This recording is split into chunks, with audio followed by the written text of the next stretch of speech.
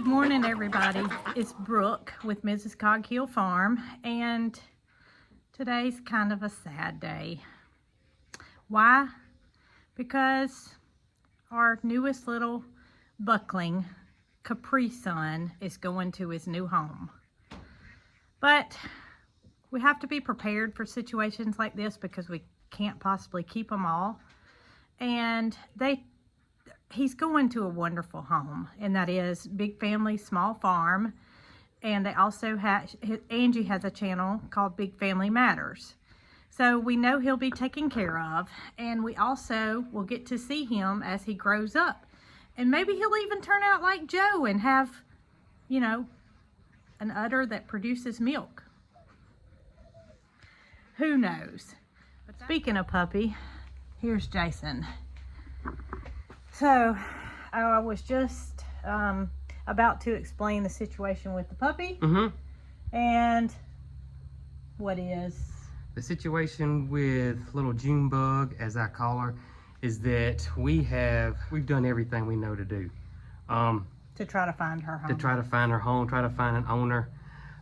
Due to our location being very rural, and we know basically our three neighbors, and knowing that this little bitty puppy didn't walk very not a long ways to get here, and that we've reached out and done everything we know to do trying to find its owner, and no one said anything. And this is what, probably since the video's day 3, day 4. Well, let's see. Day 3. At least day 3. Yeah, day 3. And still nothing. So we're 99% confident that she just didn't show up here on her own. We do know that we really, as much as I would love to keep her, we have 10 dogs already. We have so many rescues. I just feel like that we will be pushing our max when it comes to dogs if we were to keep her. Now, we're not going to just take her to the shelter. No. I say we're basically going to foster her until we find her a really good home. That's right. We've had several of you guys reach out to us too, and we also have some ideas as well. So y'all stay tuned, and we will keep you guys updated because we think it's moving pretty quickly. And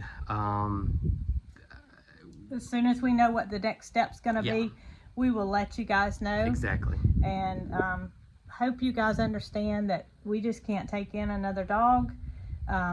We'll be glad to take care of it. We'll be glad to keep it under care until a new owner comes about, but which is in the works. We have reached our limit. Yep. And sometimes you just have to, as hard as it is. That's right. As hard as it is, as you want to take in everything. Our hearts are so big. I will beat myself up about this, but I know it's the best for everybody. That's right. Yeah. And as for Dee Dee, that's a whole nother situation. She's an elderly dog. Yes. That not everybody would commit to taking care of. She's here to stay. She makes number 10. Yes. And puppies seem to be easier to find homes for. They do. Puppies would be a lot easier to find homes for. We will update y'all as soon as we know that little Junebug has a safe home, and go from there. Now let's go load a goat. That's right.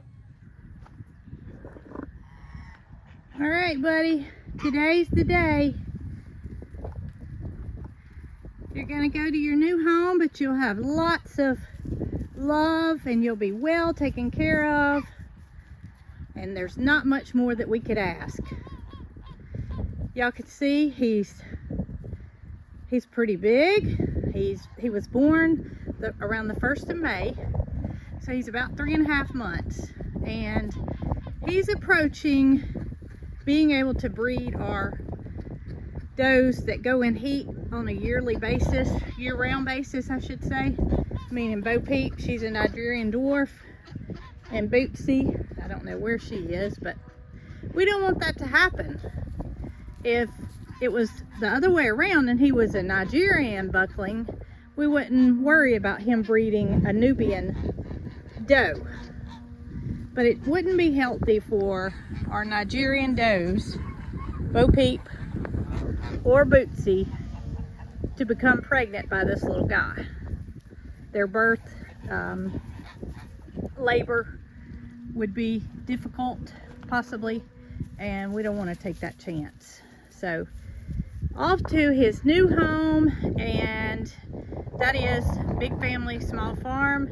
They did not want him to be disbudded, which is horns removed, and we respect that decision. All their goats have horns, so he'll fit right in with them. But yeah, it's just, as hard as it is sometimes, it's just something that you deal with in farm life, and you can't keep them all. Hey Jesse, I just want to know, have you noticed the shirt I'm wearing? I want to know, have you noticed it? It's got your picture on it and it says Jesse, and it's super cute. You're not thinking it's cute? Oh, Jesse. Yeah, you're a sweet little love bug. Okay, so I am going to grab a crate and on my way to meet Wes from Big Family Small Farm to transition Capri Sun to his new home. You know, I bet he's getting ready to start smelling like a buck. He may not be there yet though.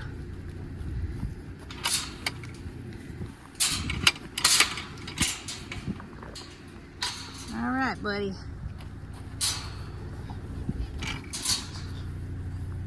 You sure are pretty, and you look just like your daddy. Just like Joe. I was saying that earlier that, you know, maybe he'll have those miraculous genes that Joe has and be a milking buck. Fingers crossed. All right, buddy. It's okay. We'll see you in a little bit. Wow. It's a very quiet ride. He's laying down and all is well. Well, I must say, the ride went much better than expected. I met Wes in Selma, which is halfway for both me and him. So I didn't know what to expect. I didn't know if I was gonna have a crying goat the whole way, but everything went well. So delivery complete, and now I'm gonna freeze dry something. So if you watch our lives, you know that I was very happy to see that Miss Mary sent me a whole case of carrot cakes. I ate one of them, so a case minus one. But I can't possibly eat all of these carrot cakes before they expire. So next best thing is to freeze dry. This is the first time I've ever done anything like this. So it's gonna be interesting to see the end result. And I haven't done any research to find out the best way to do these. I'm just gonna go by my own past experience. And that is that I'm gonna cut these into bite-sized pieces. I'm thinking about like this. I'm anticipating that it's gonna shrink, and that would make kind of a bite-sized square. But I've got 11 that I'm going to try to fit on these trays in order to preserve these so I can have these when I'm 70.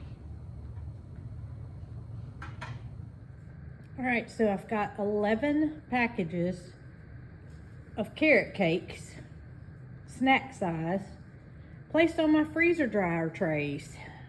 And I'm excited to see how these turn out. I think it's gonna be just a crunchy bite, and I can control my portion a little bit better. So here we go, carrot cake being loaded into the freeze dryer. First thing I've done of this kind. I wish this had been around back 23 years ago when Jason and I were married, because You know how you're supposed to save the top layer of your wedding cake and freeze it and eat it on your first anniversary? Wouldn't it have been nice if I'd had a freeze dryer and I could have freeze dried that top layer of my cake to eat it a year later? I bet it wouldn't have had that freezer burn taste like mine did. Anyway. In we go. So now that I've got the freeze dryer going, I'm going to go outside and see if I can't see the peahen and her babies. Look at what I see. A peahen with 5 baby chicks. Oh my gracious, all of them are alive and doing well. And this is we're approaching 2 weeks. So I'm feeling pretty good about things this year. Good morning, everybody. My freeze dryer's beeping and I'm warming up the trays. But I wanted to mention something before I get the carrot cakes out, and that is about the pineapple that I recently freeze dried. I now realize that the pineapples were not ripe. When I cut into it and tasted it, it didn't taste real good.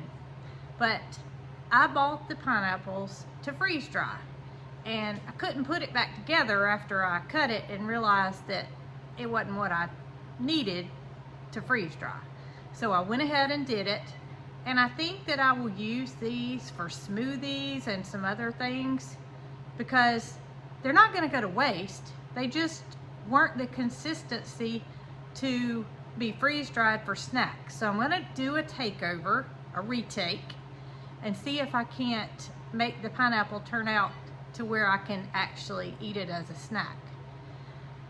So now I'm gonna go and get the carrot cakes out, and hopefully we'll have a better result. I did hit warm trays, but I wasn't patient enough to wait. So we're gonna go ahead and get them out and give them a try. Freeze-dried carrot cakes. They are just little tiny cakes, and I can't wait to try it.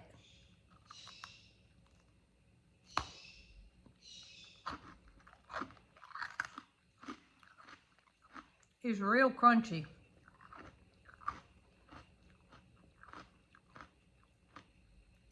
I should have cut them a little smaller because as crunchy as they are, you can't possibly get one of these in your mouth at one time.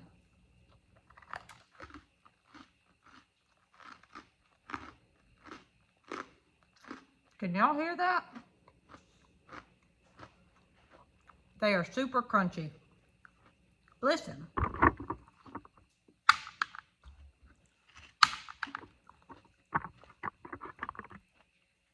And that is because all the moisture has been pulled out to where it's preserved, to where it can be stored up to 25 years. And I've never showed this to y'all before because it seems that we always use our freeze-dried products in a pretty quick amount of time to where we're not saving them for 25 years like some preppers, or I mean, you just may want to have it to store longer, but I'm going to show you guys today how you can do that. And that is with these Harvest Right bags and an oxygenator. So what you do, any kind of Mylar bag that will seal can be used as storage. Usually I just use Ziploc bags or mason jars because, like I said, we use it so fast that it's not needing to be stored for that long. But I tell y'all why I'm going to use these Mylar bags. That is because I'm 47 and I'm already having a hard time finding these little cakes. So that means that when I'm 73, I can unseal this bag and have a carrot cake. So I've got the little carrot cakes in the bag with an oxygenator, which will help to keep the moisture out. And this is all you have to do. This is the Harvest Right sealer, And like I said, you could use any brand, but this one has a setting on it, and the setting is according to the thickness of the bag. The Harvest Right bags are a 7 setting. So I've got it set on a 7, and all you do is mash the sealer down. The red light comes on, and once it's sealed, the light comes off, and you release, and there you have it. Preserved for up to 25 years. And that is when you use the bags. All right, so Jason has just joined me.